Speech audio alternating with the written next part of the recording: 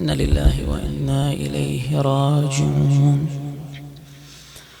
السلام على علي المرتضى، السلام على شهيد المحراب والصلاة، السلام على من خضبت شيبته بالدماء. يا ليال أنزل الله بها سور الذكر على أكرم هادي، محيت فيك على رغم العلاية في فضلها الذكر ينادي. قتلوه وهو في محرابه وإماما، قتلوه وهو في محرابه طاوي الأحشاء عن ماء وزادي عاقر الناقة مع شقوته. ليس بالأشقى من الرجز المرايا.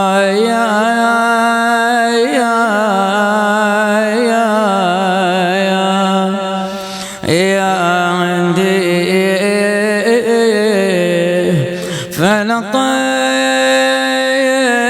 عمم بالسيف فتى عم خلق الله طرا بالأيا.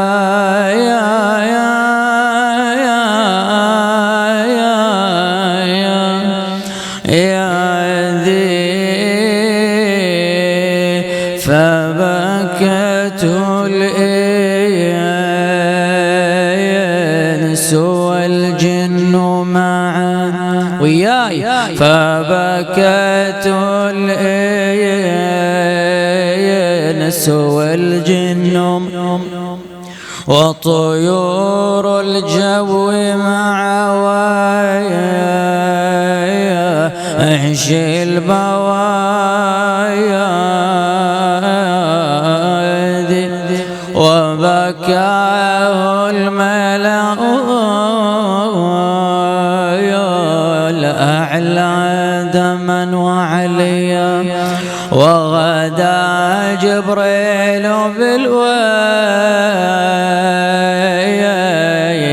ينايا.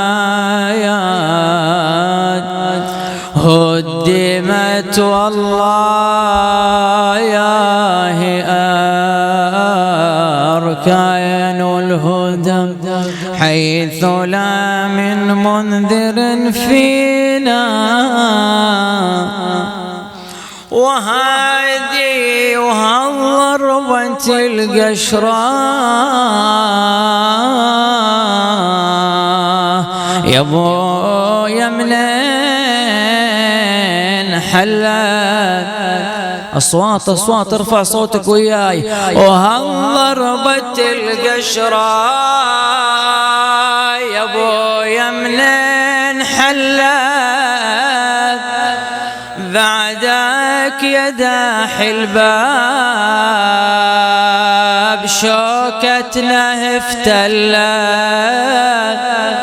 وهالضربة اللي هدت أركان المسلمين، اللي فعلها راح يا باب العلم وين من جسار يا لاهوت هالأعظم يا ابو حسين. بطل ونينك يا الولي قلبي تفتت، ويلي بطل ونينه والدمع هلو تحدى. صابغ بدم الراس وينادي يا شباب هذا الذي مكتوب الذات من عالم التكوين الطبران كتبه، ويلي اسمي أنا المعروف بالشدات الصعاب، وابوك ما يهم براس اصوات، والشوف يا ابني طحيت من ضربة المحراب، ما اقدر احاكيكم ترى دمومي النزفة. قال تعالى يا أيها الإنسان ما غرك بربك الكريم الذي خلقك فسواك فعدلك في أي صورة ما شاء ركبك. حديثنا وانطلاقا من خلال هذه الآيات المباركة من سورة الانفطار يقع بعنوان الإنسان الكامل. كثير يدعي الكمال وقليل يبتغيه، فالزوج يتمنى زوجة كاملة، والزوجة تريد زوجا كاملا، الأبوان يريدون أبناءهم أبناء متكاملين، والأبناء يرون في آبائهم الكمال المطلق. الفرد يريد مجتمعا متكاملا، المجتمع يريد أفرادا متكاملين. والسؤال الأبرز ها هنا: من هو الإنسان الكامل الذي أراده الله سبحانه وتعالى؟ لذا نجعل الحديث ضمن محاور ثلاث. المحور الأول في بيان معنى الكمال، والمحور الثاني في أنواع الكمالات البشرية، والمحور الثالث في ركائز الكمال. ما هو الكمال؟ ولعلنا تعرضنا له ذات مرة في هذا المكان المبارك، ولكن لحاجتنا إليه في المجلسين القادمين لا بأس أن نذكر به. قالوا الكمال هو التمام بمعنى ما يقابل النقص، وقال بعضهم الكمال هو ما يكمل به النوع في ذاته أو صفاته. وهناك تعريفات أخرى للكمال ناظرة إلى ما قبل أو بعد اكتساب الصفات. من هذه التعريفات التعريف الأول قالوا الكمال تضمن الفضائل، ولكن اشترطوا له 3 شرائط. الشرط الأول النماء، الشرط الثاني بلوغ الذروة، الشرط الثالث التوازن بين الفضائل، بين هذه القيم. هذا تعريف أول. التعريف الثاني قالوا تزكية النفس، وهو طهارة النفس، هذا واضح. التعريف الثالث العشق، بحيث لا يرى العاشق إلا المعشوق ولا يرى سواه. إذن هذا المحور الأول وهو في بيان معنى الكمال. المحور الثاني وهو في أنواع الكمالات البشرية. الكمالات على نحوين: كمالات تكوينية وكمالات تشريعية. الكمال التكويني هو الذي لا يكون للإنسان فيه حول ولا قوة، إذ أنه من الله سبحانه وتعالى. بين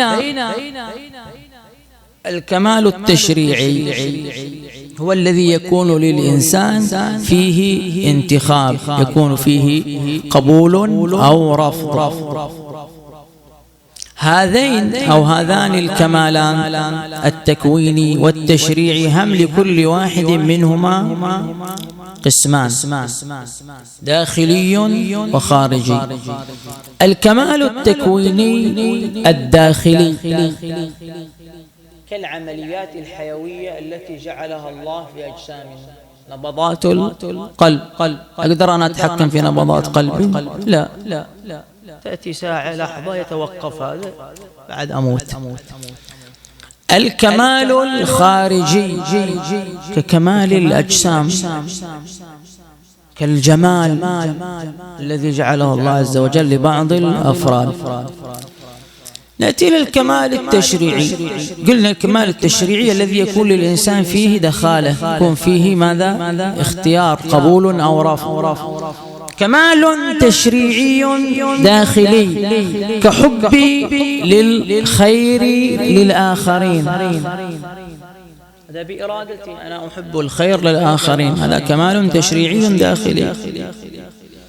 كمال تشريعي خارجي انعكاس للكمال الداخلي، كالمعاملة الطيبة، كالابتسامة في وجه الآخرين،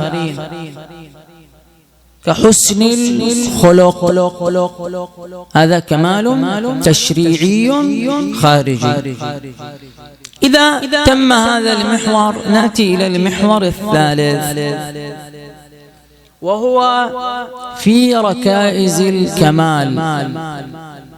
هل نحن أجبنا جوابا واضحا وبينا معنى الكمال وبينا من هو الإنسان الكامل؟ الجواب لا.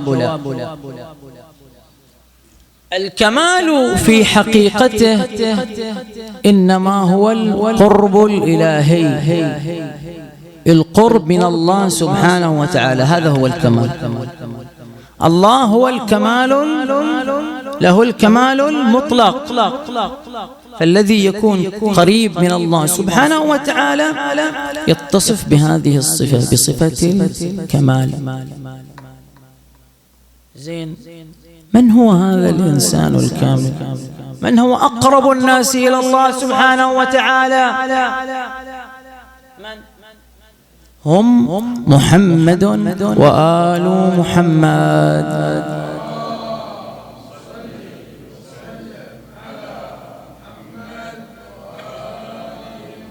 ولذلك أنت في التوسل إلى الله سبحانه وتعالى لا تجد أحد تتوسل وتتقرب إليه إلى الله به إلى الله سبحانه وتعالى من محمد وآله عليهم السلام. هم أقرب الناس إلى الله عز وجل. زين، هذا الكمال، هذا القرب الإلهي، هل له ركائز؟ وما خلقت الجن والإنس إلا ليعبدون. بعض المفسرين قالوا يعبدون يعني يعرفون. هنا نذكر فقط ركيزتين من ركائز الكمال. الركيزة الأولى المعرفة. دائما نسمع من عرف نفسه فقد عرف ربه. شنو من عرف نفسه فقد عرف ربه؟ في أحد ما يعرف نفسه؟ من عرف نفسه بأنها ناقصة، بأنها مفتقرة، بأنها محتاجة لغيرها، قد عرف ربه. هذه المعرفة التي توصلني إلى الانقياد وإلى طاعة الله عز وجل، هذه هي المعرفة الحقيقية. إذن هذه ركيزة. الركيزة الثانية هي ما أشارت إليه الآية: وما خلقت الجن والإنس إلا ليعبدون. العبادة. يقول واحد العبادة يعني صلاة وصوم وحج، تلاوة قرآن فقط. هذه من أساسيات العبادة بلا شك ولا ريب، لكن العبادة تشمل غير هذا. فحينما أدخل السرور على عيالي هذه عبادة، حينما أعامل الآخر بمعاملة راقية وأقصد التقرب إلى الله عز وجل بهذه المعاملة هذه عبادة، حينما أتبسم في وجه أخي المؤمن هذه عبادة. ليست العبادة مقتصرة على صلاة وصلاة، وإلا فقد كان الخوارج أكثر الناس عبادة، كانوا ذو ثفنات يعني في جباههم آثار السجود، كانوا أعلم الناس تلاوة للقرآن، ومع ذلك قاتلوا إمام الزمان لخلل عندهم في الجنبة المعرفية. إذن الكمال الحقيقي هو القرب الإلهي، ومظهر من مظاهر الكمال هم أهل البيت عليهم السلام، كمولانا أمير المؤمنين علي بن أبي طالب. ولا تتصور حينما تسمع من الخطباء بأن عليا عليه السلام كان يتمنى الموت، يعني أمير المؤمنين خائف من الموت أو عند حالة فرار وهلع، لا بالعكس، أمير المؤمنين عنده حالة من الشوق إلى الله سبحانه وتعالى، شوق إلى لقاء الله سبحانه وتعالى. اسمع أنت الحسين وما أولهني إلى أسلافي اشتياق، حالة الاشتياق هذه عند أمير المؤمنين أما آن لأشقاها أن ينبعث فيخضب هذه منها. كان يتمنى هذه الساعة، ساعة لقاء الله عز وجل. كان إفطاره ليلة 19 عند ابنته أم كلثوم، قدمت إليه إذامين من الطعام، قال لا بني ارفعي أحدهما، أما علمت بأني على سيرة جد أخي رسول الله صلى الله عليه وآله؟ بني إن من طال مأكله ومشربه طال وقوفه بين يدي الله. أكل شيئا من الطعام، ولكن كان في تلك الليلة يكثر الخروج إلى صحن الدار، ينظر إلى السماء وهو يقول هي والله الليلة التي وعدت فيها، لا كذبت ولا كذبت. اللهم بارك لي في الموت وما بعد الموت. ارتاع قلبها، ذهبت إلى إخوتها، حسن يا حسين، عباس يا ابن الحنفية، قوموا بالعجل أدركوا أبيكم بالسوية، لا يروح غيله يا نسل الإكرام. أقبل أولاده إليه، أبا يا أمير المؤمنين ما الذي دهاك؟ قال لهم خبر الرؤيا، ما تأويلها؟ قال إن صدقت رؤيا أبيك فإني مقتول هذه الليلة. قال له الحسن دعني أذهب دونك يا أمير المؤمنين. قال بحقي عليك إلا ما رجعت إلى الدار. وهكذا كان حال أمير المؤمنين إلى أن اقترب الفجر وعزم على الخروج إلى الجامع.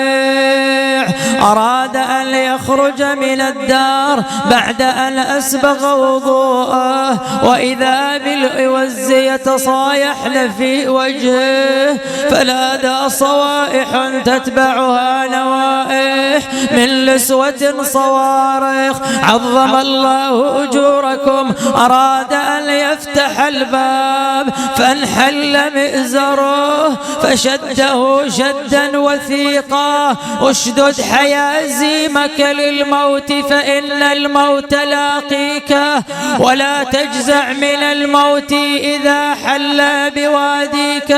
كما أضحكك الدهر كذاك الدهر يبكيك. وإذا بزينب واقفة عند الباب تنادي في أمان الله،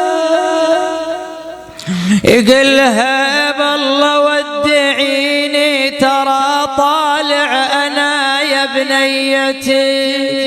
ومن بعد ساعة بن الجميل في لي بسجدتي، وسيفه يرفع وصوب يا العقيلة هامتي، وبوسط محرابي أوقع وانجدل فوق الثرى.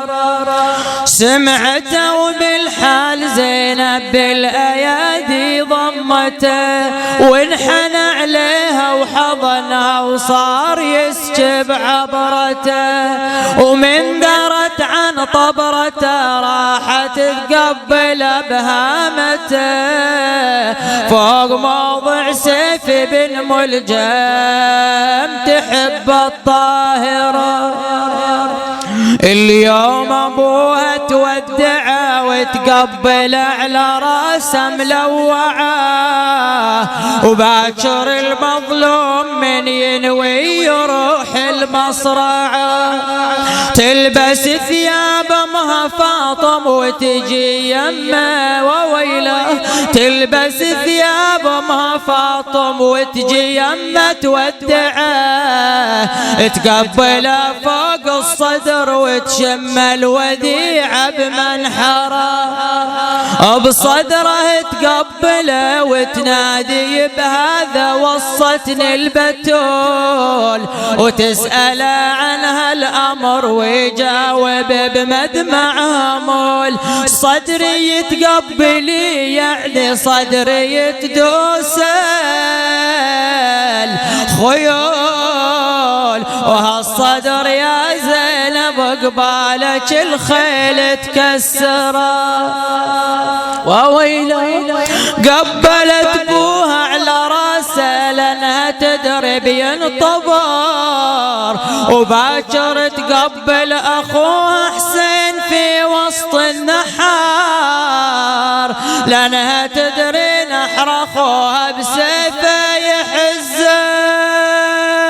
نادت لا تروح لمسجدك خلي الحسن، لا تروح لمسجدك خلي الحسن، تسلم ويسلم أخونا من المحن.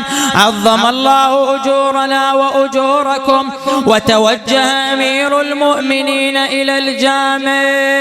كان من عادته أن يوقظ النائمين للصلاة. الصلاة يرحمكم الله.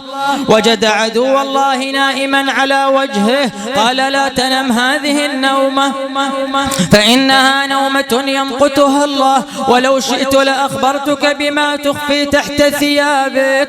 ثم توجه أمير المؤمنين إلى المئذنة وأذن، فما بقي بيت في الكوفة إلا ودخله صوت علي، وزينب تسمع صوت أذان أبيها تنادي أذان أدام الله أذان. ما أحلى التشهد في لسانه، يا ربي يرجع لنا سالم. عظم الله أجورنا وأجوركم. ثم توجه إلى محراب الصلاة واشتغل بصلاته، والأعداء يترقبون الفرصة في أمير المؤمنين. هوى أمير المؤمنين إلى السجود يا زهراء. رفع علي رأسه من السجود، شد عليه شبيب فأخطأه. يا من سيفه يا رسول الله، وضرب أمير المؤمنين على رأسه فشقه نصفه.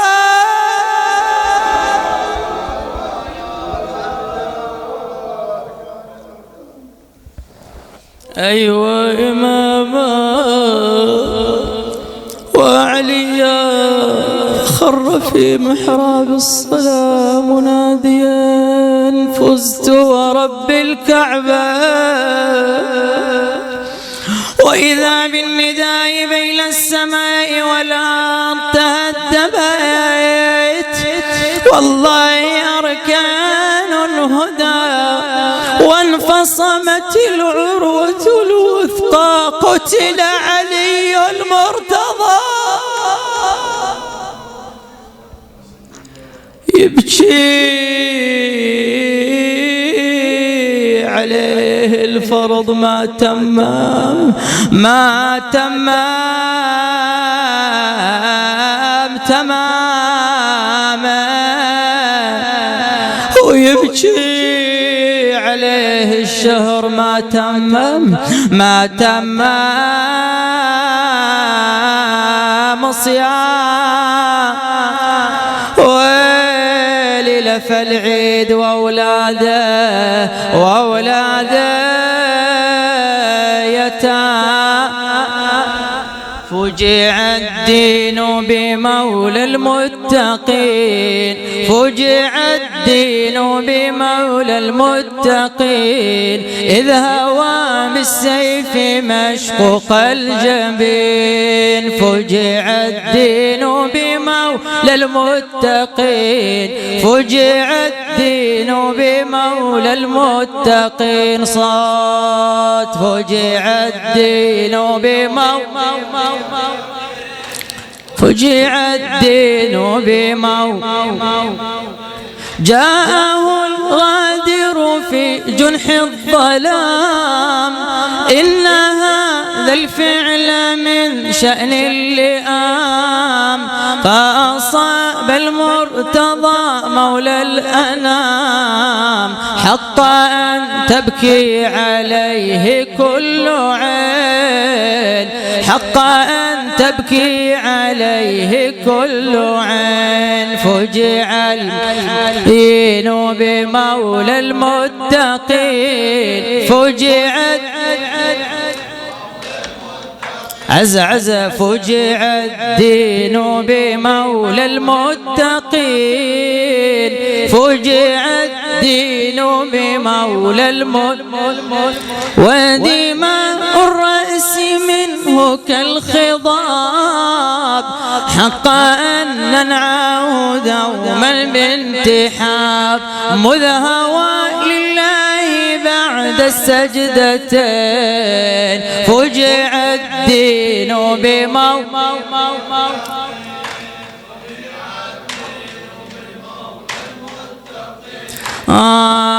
كيف لا نبكي على هذا المصاب، ودماء الرأس منه كالخضاب.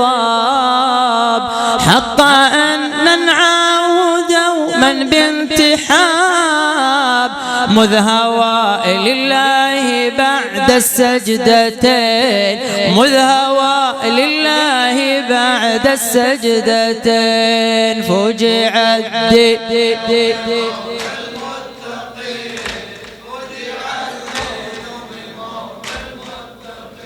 قائلا فزت ورب الكعبة، هذه والله كانت منيتي.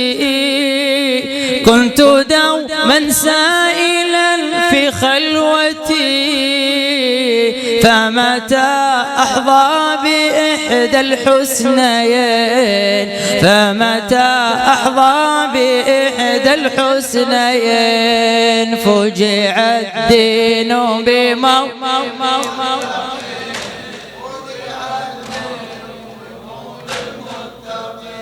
فاز مولانا علي بالهدى، مذ هوى لله إذ جاءه النداء فاز مولانا علي بالهدى مذ هوى لله إذ جاء النداء قتل المولى بأسياف العداء فانصبوا النوحى عليه كل حين فانصبوا النوحى عليه كل حين فجع الدين